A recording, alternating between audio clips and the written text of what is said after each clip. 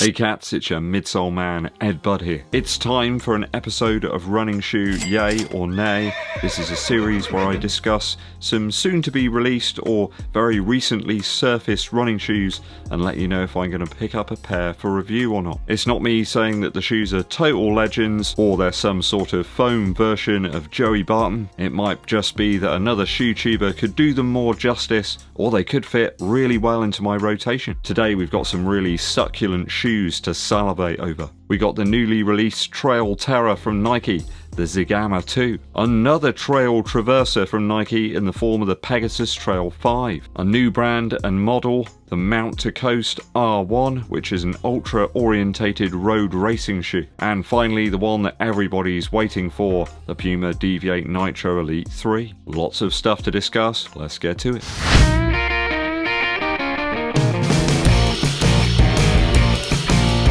Thanks for tuning in, people. It's always appreciated. Help me to reach my dream of 1 million subscribers by hitting that button below.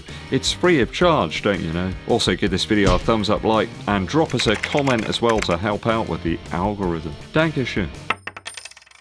First shoe up on the yay or nay for today is the new Zigama 2 from Nike. The original was an odd shoe, the embedded ZoomX foam not really all that apparent underfoot, and I find the ride wasn't really all that improved from some other cheaper alternatives from other brands in terms of their trail offerings. I'm glad to see that Nike have shifted their approach a little bit, at least with the Zigama, in two areas. I mean, you've still got the bonkers, completely inappropriate colour scheme here that they've utilised. There's a mainly white upper and some brighter tones, which will be looking pretty dull and mucky by the time you finish running around the UK trails at least. I think Nike trail shoes always seem to be a little bit more suited for those buffed out kind of dirt trails, I suppose, that you get in the US. Maybe this one's more geared up for some rocky mountainous terrain or something. Over here we got a mishmash of like bogs, rivers, fords, streams and mud, maybe some gravel as well, tree roots. It might be a whole mix of all of that stuff thrown together really. In fact, every trail that you ever go on, it can be a bit of a mystery. Sometimes it's completely bone dry,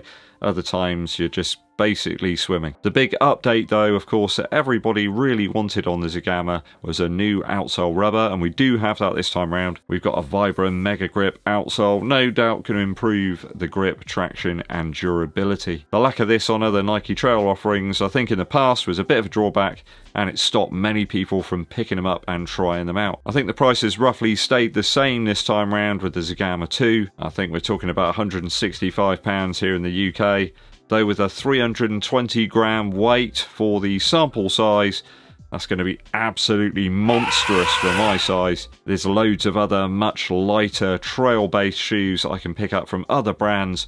In fact, I've got the latest version of Saucony's Peregrine to try out. That is way, way lighter than this one. The Zigama just seems a really odd shoe, really. You've got the top-tier Nike foam in there, ZoomX, but it doesn't really come with all the major benefits of having that foam within the midsole. Even stranger is that Adidas seem to have been able to do that with their top-line trail shoes. So it's a nay for me on the Zigama 2. The first one was a really costly mistake, and this seems to be a bit of a rehash of that original shoe, but with the slightly improved outsole. It wasn't really a major problem for me.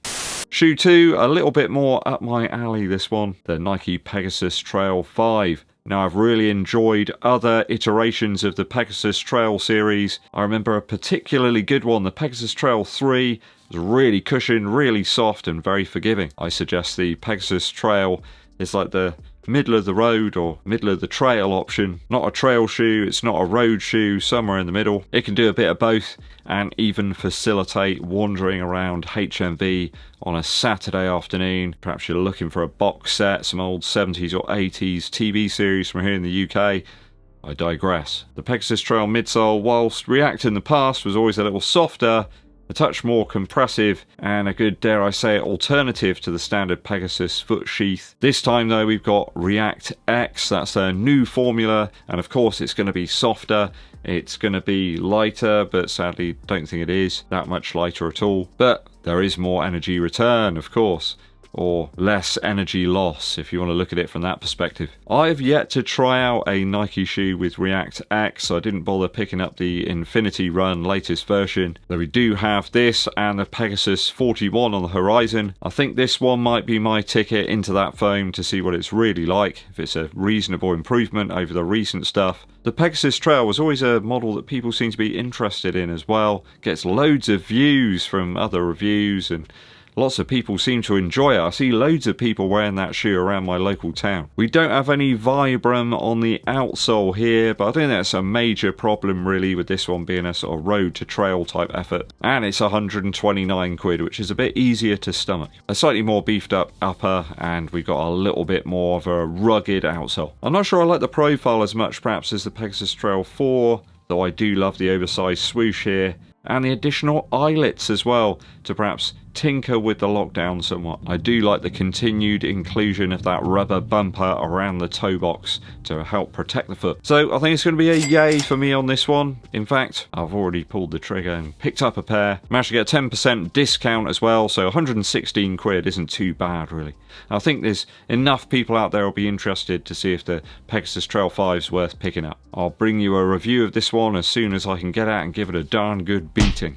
Shoe 3 is aimed at road ultra running, although I think you could run any distance in any shoe, couldn't you really? There's a whole bunch of interesting features on the Mount to Coast R1. Now, the first of which is one that I think, why didn't they think of that before? The use of normal laces and a toggle system together. So you've got the toggle variable fit type approach near the toe box, and then laces up at the top to achieve the lockdown. So it's a really good inclusion. It really got me thinking about this shoe a little bit more. I like stuff like that where people are thinking a little out of the box, you know. The midsole is a PUMA based super foam. It's lighter than EVA, vastly higher energy return, or again, lower energy loss depending on your preference. The light cell midsole base and the included sections of Mount to Coast Zero sag elements embedded in the underfoot section of the shoe are intended to create a very consistent feel over longer distance runs. So I think what they're trying to do here is they've got a very soft foam, and then they've got another one that's even more sort of resilient, I suppose, and they're using that in certain parts of the shoe to ensure that you get a consistent feel. It doesn't start to bottom out over a really long distance. So it's a little bit like Nike's Air units, I suppose. They're a little bit more resilient than a foam. 240 grams in a US 9, so a nice low weight, way lower than that Zigama shoe. We've got a more conventional road style outsole here, 35mm stack and an 8mm drop. So very interesting. Mount to Coast have also quoted some speeds that they reckon that this shoe will work very well with. Anything between about 6 to 13 minutes per mile, or 4 to 8 minutes per kilometre. So ideal for any type of racing or training really. I don't think it's just an ultra shoe. The foam usage here, weight, interesting lacing, and the price tag of $160, which equates to about £127 here in the UK, all make this one quite striking to me. It just sticks out. It's a yay on the Mount to Coast R1. We'll be testing that very soon.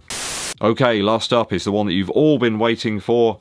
Well, certainly me anyway, the PUMA DEVIATE NITRO Elite 3. Quite frankly, bonkers colourway this one. Reminds me a little bit of the National Lampoon's vacation films for some reason. Now there's some considerable changes now. We've got some better images of this shoe. We can really figure out just where it's going. They've certainly maximised the stack. 40mm now in the heel. I wouldn't be surprised if there's a mix of Nitro Elite foams here too.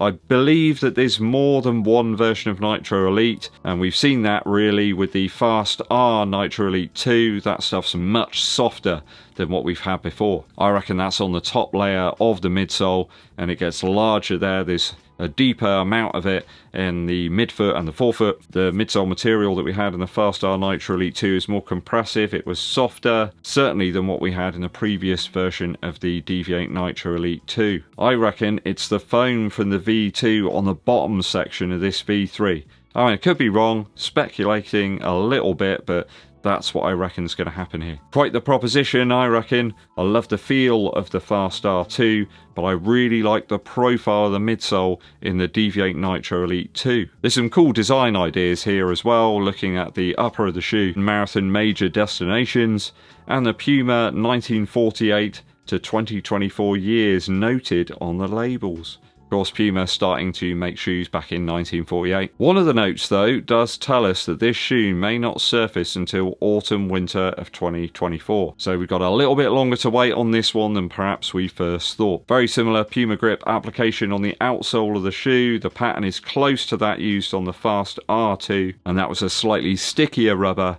and more malleable than on the Deviate Nitro Elite 2. Now the upper does state that it's ultra weave here, though it does look like a slightly different material than we got in the Fast R2. Bit more conventional, I suppose, as well on the profile of the shoe. Difficult to tell for sure if it's thicker in terms of the upper, but it does appear so. It mimics the more standard nature of its predecessor. It's an absolute yay on this one from Puma. Very excited about it. I love Puma's race offerings. Always seem to work for my foot shape. And if they can make this shoe a touch lighter than the previous version, going back a little bit towards the first version of the shoe, that was mega light. Okay, that's all 4 shoes on today's video. Let me know your thoughts and opinions on these down in the comments. Finally, in the UK, we've got a bit of reasonable weather. The temperatures have gone up. It's beautifully sunny.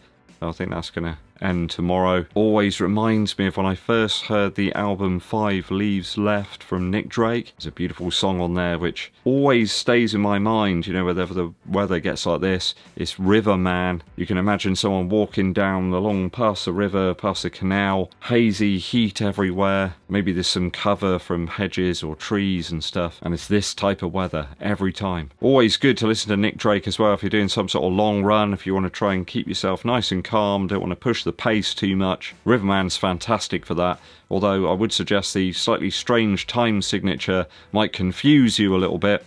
You might end up doing 2 left foot strikes in a row. If you get any guitar player and make them listen to this song, they'll probably struggle to figure out exactly what's going on. Nick Drake was a bit of a genius. He managed to come up with these strange motifs, really interesting melodies. You just can't quite pin them down sometimes.